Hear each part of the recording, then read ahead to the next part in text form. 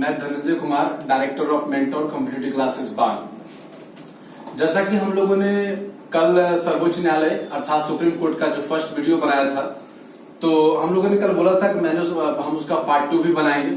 और यूट्यूब के link box पे कमेंट आया था पूजा कुमारी के नाम से कि सर उसमें बहुत सारा टॉपिक छूट गया है। तो हम लोगों ने कल ही डिस्कस किया था कि बहुत सारा टॉपिक छूटा नहीं है, हम लोग उसका पार्ट 2 बनाएंगे। और उसके बावजूद भी मैं इस बात को बिल्कुल एक्सेप्ट करता हूं कि बहुत सारी प्रयास के बावजूद भी हो सकता है कुछ पॉइंट छूट जाए, अज्ञानता बस छूट जाए, नहीं जानकारी में छूटे, जैसे भी छूटे, हो सकता है छूटेगा। तो आपका ये काम है कि आप उसको विशेष स्टडी के लिए आप जो है किताब का अध्ययन करेंगे, वो आपका मूल रूप से है। ठीक है, हम लोग सिर्फ ऑनलाइन क्लास इसलिए बनाए ताकि जो लॉकडाउन की जो अवधि थी, बच्चे बिल्कुल एकदम अपार्ट फ्रॉम हो गए थे, बिल्कुल अलग हो गए थे, तो वो बस जुड़े रहे। इसका मतलब ये नहीं कि हम यहाँ पे 100% आपको दे पा रहे हैं, 100% आपको बुक से मिलेगा। ठीक है, चलिए अच्छी बात है।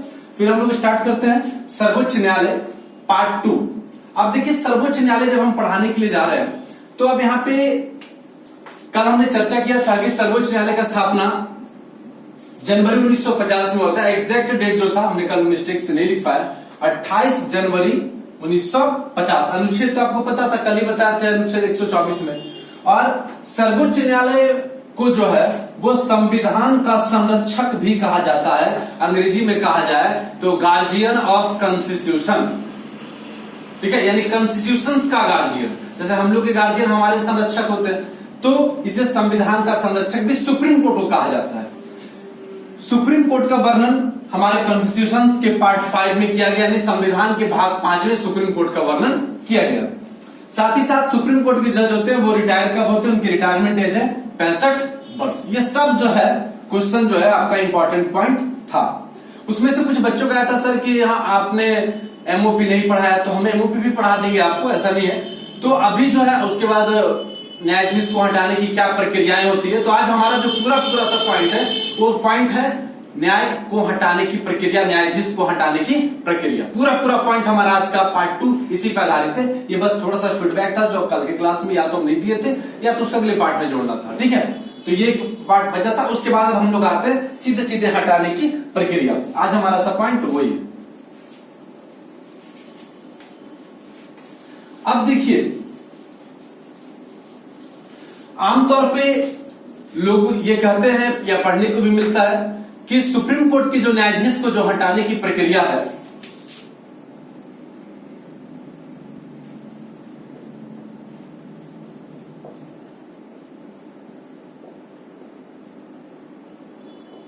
सुप्रीम कोर्ट को जो न्यायाधीश की जो हटाने की प्रक्रिया है वो क्या है, वो है आपका महाभियोग। लेकिन आप जब थोड़ा डिटेल में पढ़ेंगे तो महाभियोग जैसे शब्दों का वर्णन संविधान में नहीं किया गया है। संविधान में जो वर्णन किया गया था वो किया गया था न्यायाधीश जांच अधिनियम 1968। थोड़ा सा ध्यान दीजिएगा, इंपॉर्टेंट सा पॉइंट है। न्यायाधीश जांच अधिनियम जो कि 1968 में आया था। बहुत लंबा समय लग गया था देश आजाद होने के बाद। ठीक है, हाँ, ये लिखा है, अगर आप पढ़ेंगे डिटेल से कि सुप्रीम कोर्ट के जज को कैसे हटाया जाता है, तो लिखा था जैसे राष्ट्रपति को, तो राष्ट्रपति को कैसे हटाया जाता है, तो महाभियोग। लेकिन संपूर्ण रूप से इसका चर्चा कहीं नहीं है कि उसे महाभियोग द्वारा हटाया जाता है। उसका वर्णन जो किया गया है वो किया गया आपका न्यायाधीश जांच अधिनियम 1968। ठीक है, तो ठीक है, आप महाभियोग बोलते ठीक है, लेकिन महाभियोग संविधान में लिखित नहीं है। एक पॉइंट है कि हम उसको जानते हैं, और एक लिखित, तो लिखित की बात है तो वो न्यायाधीश जांच अधिनियम 1968 है, जहां पर इसका वर्णन किया गया है। देखिए, हटाने की प्रक्रिया की बात किया जाता है तो उसका एक आधार होता है, एक बेस होता है, और जब वो बेस फॉलो होता है तो उसके बाद प्रोसेस को फॉलो किया जाता है, और प्रोसेस फॉलो होने के बाद न्यायाधीश को हटाने की प्रक्रिया की जाती है। तो दरअसल होता क्या है,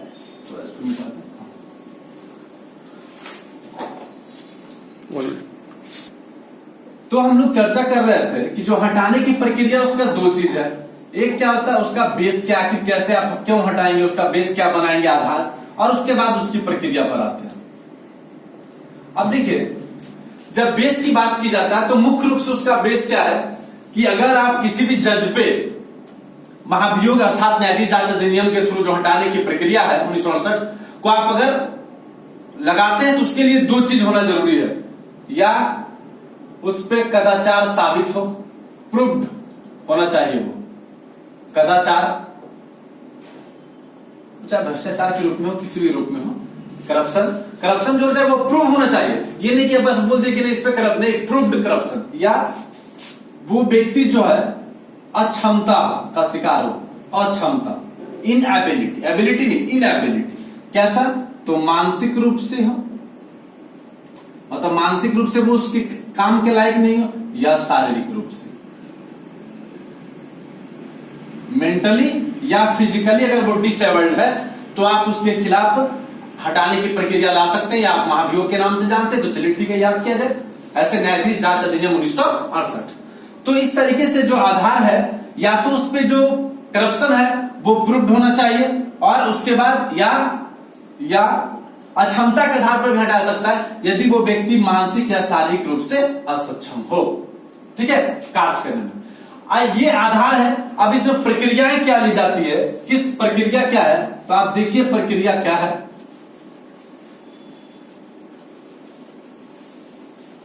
देखिए अगर हम लोग प्रक्रिया की बात करें, प्रोसेस की बात करें, तो ये तो पहले हमने बोल दिया कि न्यायाधीश जांच अधिनियम 1968, ये तो ठीक है। अब ये दोनों सभा में लाया जा सकता है, या तो राज्यसभा में या आपका लोकसभा में। राज्यसभा को ऊपरी सदन, अपर हाउस कहा जाता है, जबकि लोकसभा को लोअर हाउस या निम्न सदन कहा जाता है। तो या तो आपका राज्यसभा में या तो आपका लोकसभा में।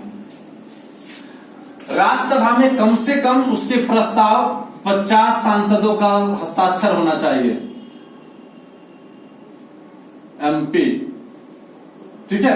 मतलब अगर राज्यसभा में प्रस्ताव लाया जाता है तो उसमें कम से कम उसके प्रस्ताव के लिए, ये नहीं कभी लाने, उसके प्रस्ताव के लिए प्रस्तावक के रूप में 50 सांसद का हस्ताक्षर होना चाहिए, तभी आप लाया जा सकता है। और अगर लोकसभा की बात किया जाए और में, तो लोकसभा में 100 सांसद का, इसलिए ज्यादातर जो लाया जाता है वो राज्यसभा में लाया जाता है, क्योंकि वो इसके कंपेरेटिवली ये आसान होता है 50 लोगों का सहमत होना। इस पर हम चर्चा भी करेंगे बड़ा डिटेल से, ठीक है। तो सबसे पहली बात यह है कि जो हटाने की जो मूलभूत प्रक्रिया है वो है कि राज्यसभा में अगर आप लाते हैं उसके खिलाफ तो 50 सांसद का हस्ताक्षर होना चाहिए, जबकि आप लोकसभा में लाते हैं तो 100 सांसद का होना चाहिए, ठीक है। ये तो एक छोटा सा पॉइंट था। उसके बाद ये 50 सांसद जो है राज्यसभा के, ये किसको देंगे, साइन करके, ये साइन करके देंगे। राज्यसभा में क्या होता है जी, सभापति, क्या होता है, सभापति। सभापति कौन होते हैं, तो जो वर्तमान उपराष्ट्रपति होते हैं, जैसे अभी क्या वेंकैया नायडू है ना, तो वो वेंकैया नायडू है वर्तमान में, मान लीजिए, जान लीजिए वेंकैया नायडू, ठीक है। तो हमने बोला कि अगर राज्यसभा में 50 सांसद अपना सिग्नेचर करके देता है प्रस्ताव के रूप में, तो वो सभापति के पास भेजा जाएगा, अर्थात जो वर्तमान में उपराष्ट्रपति होते हैं, जो वर्तमान में वेंकैया नायडू है। जब ये इनके पास आएगा, लेकिन अगर लोकसभा में होता है, ज्यादातर राज्यसभा में ही होता है, अगर लोकसभा में होता है तो लोकसभा ये सिग्नेचर करके किसको देंगे, अध्यक्ष को देंगे, लोकसभा अध्यक्ष, जो भी कौन है, ओम बिरला वर्तमान, ठीक है। तो ये राज्यसभा के 50 सांसद जो होंगे वो सभापति को देंगे, या अगर लोकसभा में लाया गया हो तो लोकसभा अध्यक्ष को दिया जाएगा। और देने के बाद, देखिए प्रोसेस इतना आसान नहीं है, देने के बाद अगर राज्यसभा में लाया था तो इनके सभापति के द्वारा, और अगर लोकसभा में लाया था तो इनके अध्यक्ष के द्वारा एक कमेटी बनती है। अमित सर यहां पे दिखाई दे रहा है, हाँ तो ठीक है। तो चूंकि ये लिखा होना चाहिए था इसलिए हमने उनसे पूछ लिया, इसको आप मिटाते हैं ताकि जगह नहीं कैप्चर करे। अब जो है यदि राज्यसभा के पास जाता है तो उसके सभापति के द्वारा, और लोकसभा के पास जाता है तो उसके अध्यक्ष के द्वारा एक कमेटी बनाई जाती है, एक समिति का निर्माण होता है, एक समिति बनती है। अब देखिए ये जो समिति बनता है इसमें कौन कौन से, इसमें 3 लोगों को रखा जाता है। नंबर 1, इसमें रखा जाता है सुप्रीम कोर्ट के जज, दूसरा में रखा जाता है हाई कोर्ट के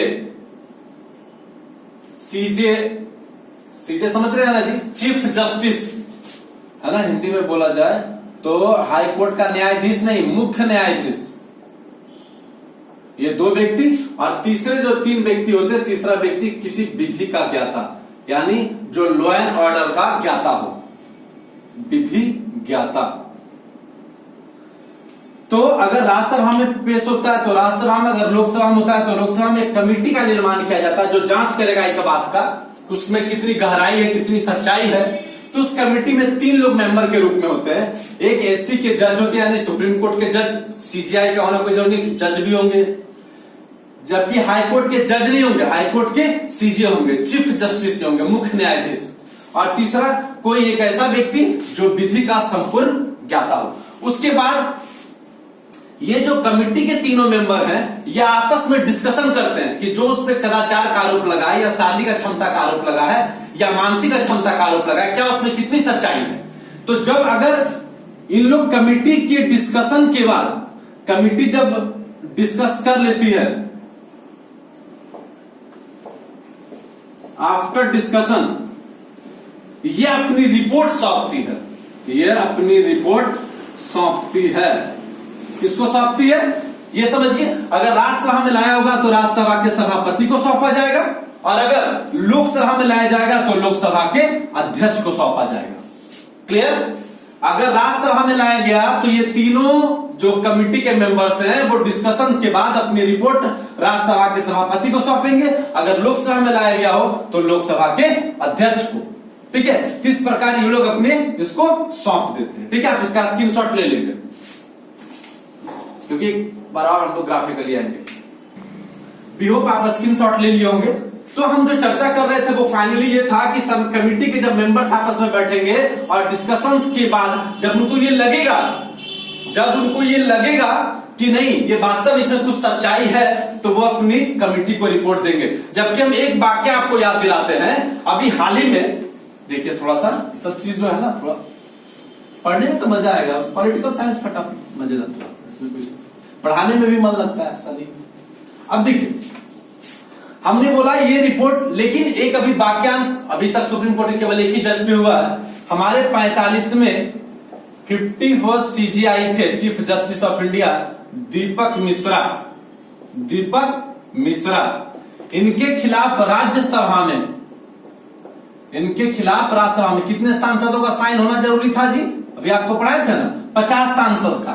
लेकिन दीपक मिश्रा जो पहले सुप्रीम कोर्ट के सीजीआई थे, जिनके खिलाफ महाभियोग का प्रस्ताव लाया गया, भले वो सफल न हुआ, इनमें 67 सांसदों ने सिग्नेचर किया था। संसद का सिग्नेचर्स अवेलेबल था, अर्थात उसको तो करना था। परंतु 2019 की बात है, परंतु हुआ क्या कि 18-19 में, परंतु हुआ क्या कि जब कमिटी भी नहीं बनी, जैसे ही कमिटी ने, जब पिंगली वेंकैया नायडू, चूंकि उस समय उपराष्ट्रपति वही थे, जैसे ही वेंकैया नायडू ने देखा इनके, तो उसमें किसी भी प्रकार का उनको आधार नहीं लगा, किसी भी प्रकार का आधार उनको नहीं लगा कि ये बेसलेस फैक्ट्स है। वो कांग्रेस के द्वारा उठाया गया था, ये बेसलेस फैक्ट है। तो उन्होंने क्या किया, उन्होंने यहां तक कि सीजीआई के खिलाफ कमेटी का भी निर्माण नहीं किया। ये जो तीनों की कमेटी थी, ये कमेटी भी दीपक मिश्रा में नहीं बनी, और इस तरीके से जो दीपक मिश्रा पे लगने वाला जो महाभियोग नाम का प्रस्ताव था, या जो न्यायाधीश जांच अधिनियम का प्रस्ताव था, वो एक सिरे से खारिज कर दिया गया था, प्रारंभिक स्तर पे, इनिशियल स्टेज में ही। ठीक है, चलो अब सवाल है कि ठीक है, अगर कमेटी बन गई, रिपोर्ट सौंप दिया गया, तो अब क्या होगा? अब जैसे देखिए, अब क्या होगा? अगर राज्यसभा का था तो राज्यसभा में, और लोकसभा का है तो लोकसभा में। लेकिन इसके बीच में जब रिपोर्ट सौंपा जाएगा तो 14 दिन पूर्व, ध्यान रखिएगा ये पॉइंट नोट में, 14 दिन पूर्व इसकी जानकारी उस सुप्रीम कोर्ट के जज को मिल जाना चाहिए कि उसके खिलाफ अविश्वास प्रस्ताव, या अविश्वास तो नहीं कर सकते, महाभियोग प्रस्ताव लाया गया है। 14 दिन पूर्व, ताकि वो अपने बिहाफ, अपने तरफ से वो खुद भी उपस्थित हो सकते हैं सफाई देने के लिए, या उनके तरफ से कोई लॉयर भी आएगा, या वो खुद भी आ सकते हैं, ऐसा नहीं है। जैसे हम आपको एक एग्जांपल देते हैं, बंगाल यानी कलकत्ता हाई कोर्ट के न्यायाधीश सौमित्र सेन, उनपे वर्ष 2009 में उनके खिलाफ महाभियोग प्रस्ताव लाया गया, कमेटी तैयार हुई और कमेटी 2011 में रिपोर्ट सौंपी। 2011 में कमेटी ने रिपोर्ट सौंपी और उसके बाद वो सीधे सीधे कहां चला गया, राज्यसभा में। और राज्यसभा में वहां सिग्नेचर्स लोगों का था ही अवेलेबल। राज्यसभा में इन्होंने अपनी बातों को रखा, लेकिन राज्यसभा के 2/3 जो सदस्य थे वो उन्होंने नकार दिया। और इससे पहले कि वो लोकसभा से भी पारित हो, क्योंकि दोनों होना चाहिए था, उससे पहले सौमित्र सेन ने स्वयं इस्तीफा दे दिया। ठीक है, वहां पे भी डिस्कस कर लेंगे, पहले देख लीजिए। तो इस तरीके से 14 दिन पूर्व एससी के जज को, सुप्रीम कोर्ट के जज को इस बात की जानकारी हो जाना चाहिए कि कमेटी बनी है जो उनके खिलाफ महाभियोग प्रस्ताव लाने जा रही है।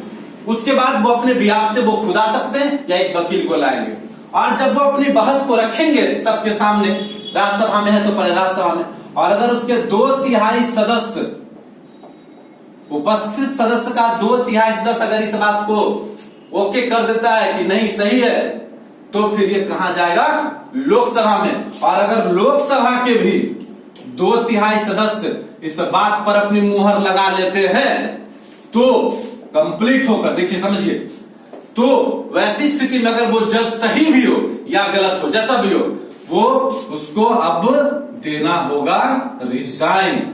अब वो इस्तीफा देगा। क्यों?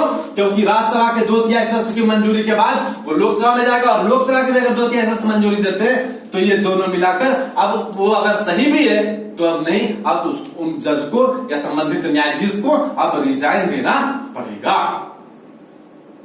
ठीक है, तो ये पूरा प्रोसेस था। हमने एग्जाम्पल लिया था ना जी, सौमित्र सेन। आप देखिएगा, थोड़ा सा जान लीजिए। सौमित्र सेन जो थे वो कलकत्ता हाई कोर्ट के जज थे, कलकत्ता हाई कोर्ट के जज थे।